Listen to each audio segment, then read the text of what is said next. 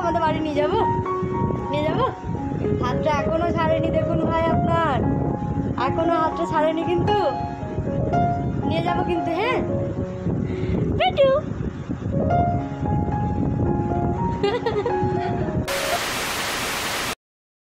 Hello everyone, কেমন আছো তোমরা সবাই? আশা করছি অনেক ভালো আছো। Welcome back to my channel Jhakaas world.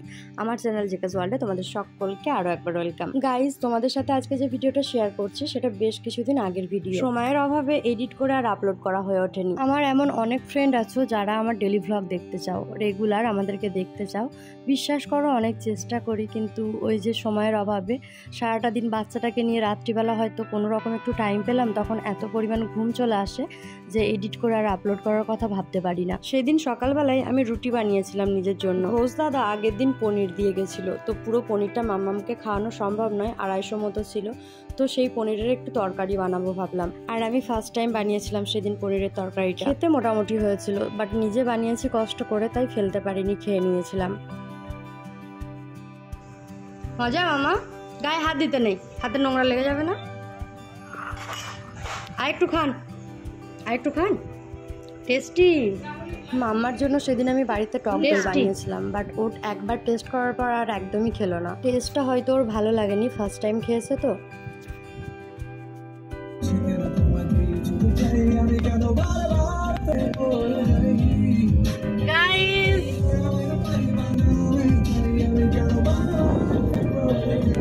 Guys, তখন বাজছিল 11:15 মতো বেলা।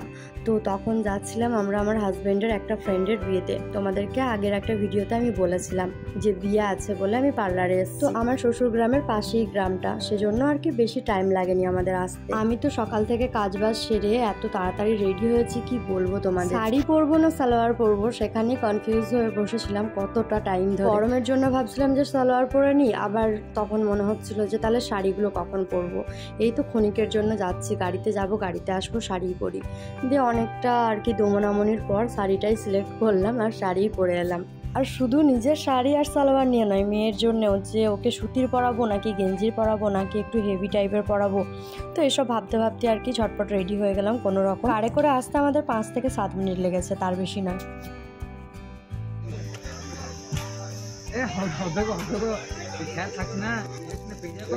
আজকে ছিল বউ ভাত, তো কনে যাত্রী এসে সব নাস্তা করে নিয়েছে, আমরা শেষে এলাম। তো আমরা এখন নাস্তা করতে বসলাম। আমরা যখন প্যান্ডেলের মধ্যে প্রথম ঢুকলাম তখন আমাদের হাতে একটা করে গোলাপ ফুল দেওয়া হলো আর একটু করে গায়ে সেন্ট লাগিয়ে দেওয়া হয়েছিল। খুব ভালো লাগলো জিনিসটা। তারপর একটা করে মাজার প্যাকেট হাতে ধরিয়ে দিল খাওয়ার জন্য। আর এই যে দেখো আমাদের নাস্তাও চলে এসেছে, বেবি নান, চানা মশলার একটা তরকারি আর চিলি চিকেন ছিল। রাঁধুনি আমাদের চেনা, কারণ আমাদের বাড়িতে যে কোনো অনুষ্ঠানে ওই রাঁধুনিটাকেই ভাড়া করা হয়।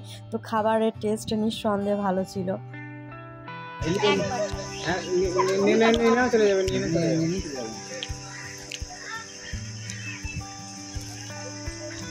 নাস্তা করার পর আমরা চলে আসছিলাম হাজব্যান্ডের আর একটা ফ্রেন্ডের বাড়ি। আর এখানে তার ছেলে আর আমার মেয়ে দুজনই ঘুমাচ্ছে। আর আমরা দুজন, মানে আমার হাজব্যান্ডের ফ্রেন্ডের ওয়াইফ আর আমরা দুজন এখন আবার লাঞ্চ করতে যাচ্ছি। আমাদের দুটো পান্ডাই ঘুমাচ্ছে, তাই নিশ্চিন্তে একটু খেতে এলাম, কারণ ওরা উঠে থাকলে আমাদের হয়তো খাওয়াটা ভালো করে হতো না, বা আমরা সবাই একসাথে খেতেও পারতাম না। পুরো প্যান্ডেলটাই ঢুকে দেখি যে ফ্যানের নিচে যে সিটগুলো সেগুলো সব বুকিং। তো একটা পেলাম, তাও আবার সেই টেবিলের মধ্যে এঁটো পড়েছিল। তো যাই হোক, পরিষ্কার করে দিয়ে গেল। আর এই যে দেখো আমাদের লাঞ্চ, মুগ ডালের একটা তরকারি ছিল, চিকেন কষা ছিল, পটল আলুর একটা তরকারি ছিল। টেস্ট ভালোই ছিল, বাট গরমের জন্য একদম খেতে পারিনি। আর শেষে দেখো এখানে চাটনি, পাঁপড়, আইসক্রিম। আর বিয়ে বাড়ি হোক বা নেমন্তন্ন বাড়ি, শেষ পাতে যদি একটু চাটনি পাঁপড় পাওয়া যায় তাহলে আর কিছুই চাই না। লাঞ্চ করার পর আবারও চলে আসি আমাদের পান্ডাগুলোর কাছে। তো ওরা এখনো ঘুমাচ্ছে, কিছুক্ষণের মধ্যেই উঠে পড়বে।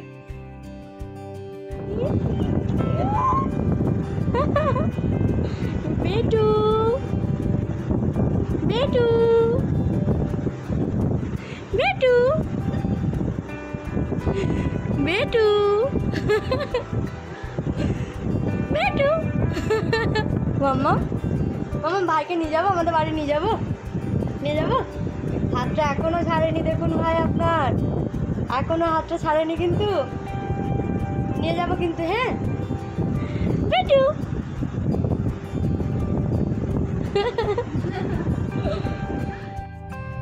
লিপস্টিক করেনি? আমি লিপস্টিক আমি পড়িনি। কেন করেননি? কেন করেননি কেন? মামা পড়ে দেয়নি? দেয়নি? এটো মাম্মাম পড়েছে, মামাম আপনাকে পড়িয়ে দেয়নি? দেয়নি বাবা? মা বো মামাকে। হ্যাঁ জল হ্যাঁ জল, হ্যাঁ বাড়ি থেকে খাবেন। কিছুটা টাইমের জন্য বিয়ে বাড়ি গেছিলাম, আর ওখানে যার বিয়ে হচ্ছে মানে আমার হাজব্যান্ডের ফ্রেন্ডটা, তার কাছে বেশিক্ষণ ছিলামই না, একবার দেখা করে চলে এসেছিলাম অন্য ফ্রেন্ডের বাড়িতে। তো তার ওয়াইফকে পেয়েছিলাম গল্প করার জন্য, তার বাচ্চাটাকে আমার মেয়ে পেয়েছিল, মানে তার ভাই হচ্ছে, তো ছোটো ভাইটার সাথে সেও খেলছিল। অনেকটা টাইম ওরা দুজন একসাথে ঘুমালো, আমরা দুজন তখন একটু ফটো তুলছিলাম, তোমাদের সাথে শেয়ার করে নিচ্ছি শেষে।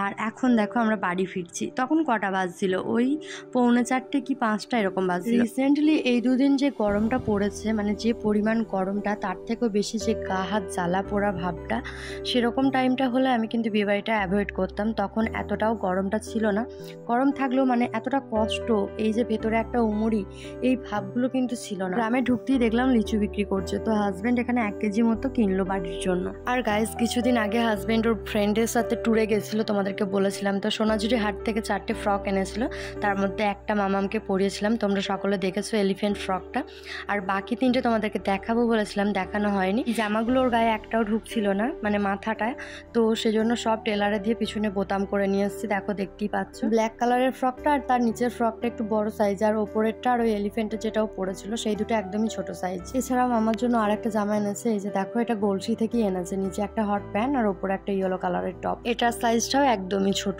এত বললাম যে রিটার্ন করব, তো আমাকে বললো যে বাড়িতে পরিয়ে নাও, আর রিটার্ন হবে না। কোয়ালিটি ভালো, তো আমি ভাবলাম যে ঠিক আছে তাহলে বাড়িতেই পরিয়ে নেব।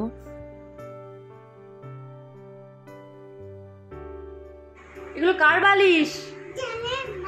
কার? চিনচিন বালিশ। এই মাথারটা শিমুল তুলোর নিয়েছি, আর এগুলো স্পঞ্জের। এই দুটো পাঁচ বালিশ আর একটা মাথার বালিশ। মাথার বালিশটা কিন্তু ওরা সাইজে ছোট দিয়েছে, আমাকে দেখিয়েছিল এর থেকে একটু বড়, লম্বাটা একটু বেশি করে দিয়েছে, বেশি না ঠিকই আছে, কিন্তু চওড়াটা একটু বেশি ছিল আমাকে যেটা দেখিয়েছিল, যেটা বানাতে দিয়েছিলাম। কিন্তু এটা পাওয়ার পর দেখছি ছোট, একটু সাইজটা ছোট করে দিয়েছে, শিমুল তুলোটা কম করে দিয়েছে। এগুলোর কভার করিয়ে নিতে হবে, তাহলে অনেক দিন লাস্টিং করবে।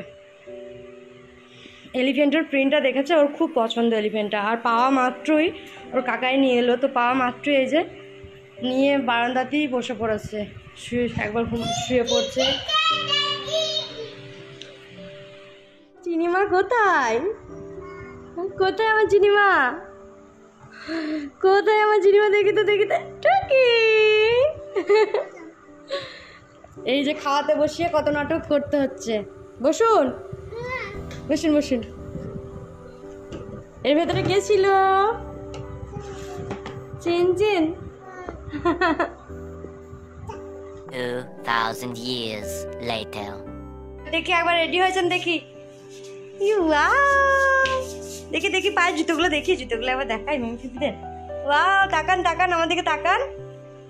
ইস কি সুন্দর, এত ফানি না। Bye bye, tata.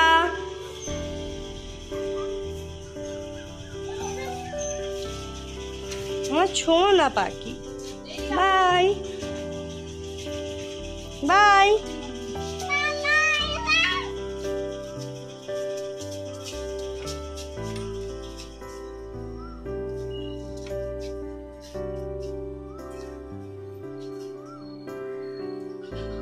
বিকেলের দিকে মামাকে খাইয়ে ওর বর্দির সাথে একটু বাইরে দিয়ে পাঠালাম। আর আমার এত পরিমাণ গরম লাগছিল, ফ্রিজ থেকে একটা আইসক্রিম বার করে খেতে লাগলাম। আইসক্রিমটা দেখতে ভালো হলেও খেতে অতটা ভালো ছিল না। গাইজ, আমার একটা সাবস্ক্রাইবার রাজকুমারী বিশ্বাস সম্পর্কে আমার বৌদি হচ্ছে, কিন্তু আমি দিদিই বলি। আমার মেয়েরকে প্রত্যেক দিন ভিডিওতে সে দেখতে চায়, আর ভিডিও দিতে লেট করলে আমাকে কমেন্ট করে।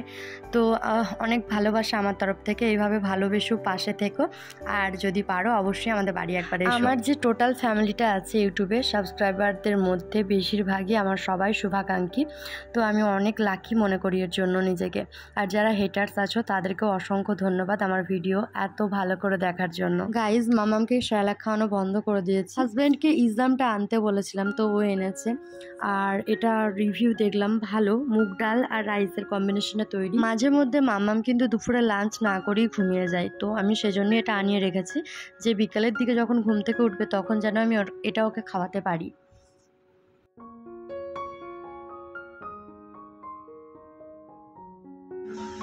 কি পড়ছেন আলতা? হ্যাঁ, কে পড়িয়ে দিচ্ছে? পিপি। ইস, কি সুন্দর, কি সুন্দর লাগছে, বিউটিফুল। তোমরা দেখতে পাচ্ছ যে এখন আমরা আছি মামার বাড়িতে, মানে আমার মামা শ্বশুরের বাড়িতে। তো কেন এসেছি, কী কারণে এসেছি সব তোমাদেরকে নেক্সট ভিডিওতে শেয়ার করব, তার জন্য কিন্তু অবশ্যই পরের ভিডিওটা দেখতে হবে। মাম্মামকে ওর পিপি এখন আলতা পরিয়ে দিচ্ছে, শুধু মাম্মাম পরেনি, আরও অনেকজন পড়েছে, সেটা পরের ভিডিও দেখলে জানতেই পারবে। তো আজকের এই ভিডিওটা আপাতত এখানেই শেষ করব, এর থেকে আর বেশি বড় করব না। ছোট ছোট ভিডিও হোক কিন্তু রেগুলার হোক, কি বলো? তোমাদের সকলকে অসংখ্য অসংখ্য ধন্যবাদ আমাকে এত ভালোবাসা, এত সাপোর্ট করার জন্য। তোমরা সকলে আমার পাশে আছো আমি জানি। আর একটা ইম্পর্টেন্ট কথা বলি, কিছুদিনের মধ্যে কিন্তু একটা দারুণ গুড নিউজ শেয়ার করবো তোমাদের সাথে। চলো তাহলে ভিডিওটা এইটুকুই, ভালো লাগলে লাইক শেয়ার কমেন্ট করো, চ্যানেলটিকে এখনও না সাবস্ক্রাইব করে থাকলে সাবস্ক্রাইব করে দিও। টাটা।